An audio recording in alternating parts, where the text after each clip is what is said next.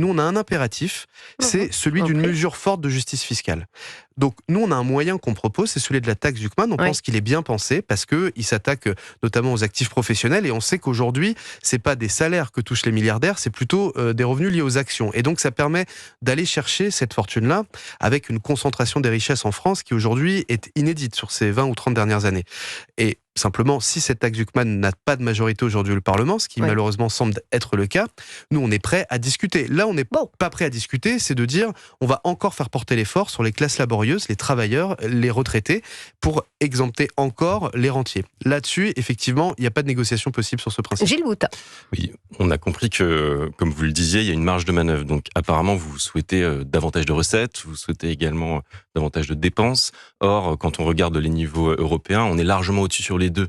Et à la limite, on pourrait comprendre que dans l'immédiat, il y a une urgence à rétablir les comptes, donc il faut bien aller chercher de l'argent là où il se trouve.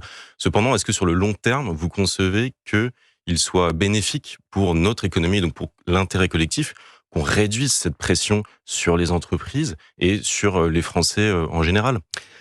On n'est pas contre l'idée d'économie, on en a proposé un certain nombre d'ailleurs. Simplement, on est la 7e puissance mondiale, ça me paraît pas normal que j'ai dans ma circonscription des classes à 40 élèves, avec des niveaux justement des élèves qui sont bien plus bas que la moyenne européenne. Il me paraît pas normal que dans la 7e puissance mondiale, dans ma circonscription, on fait la queue 9 heures quand on va aux urgences. Donc il y a des services publics, clairement l'éducation et la santé, qui à mon sens méritent une attention.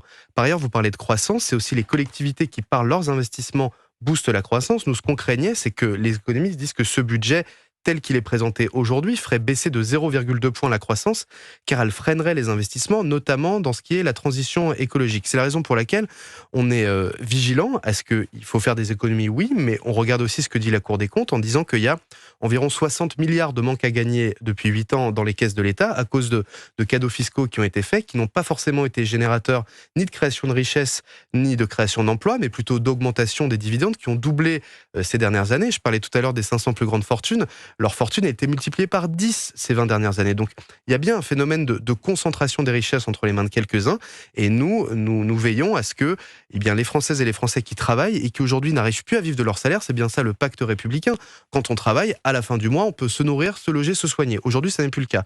Et à l'inverse, quand on regarde de l'autre côté de l'échelle, on a des rentiers qui ont de plus en plus d'argent, qui s'enrichissent de plus en plus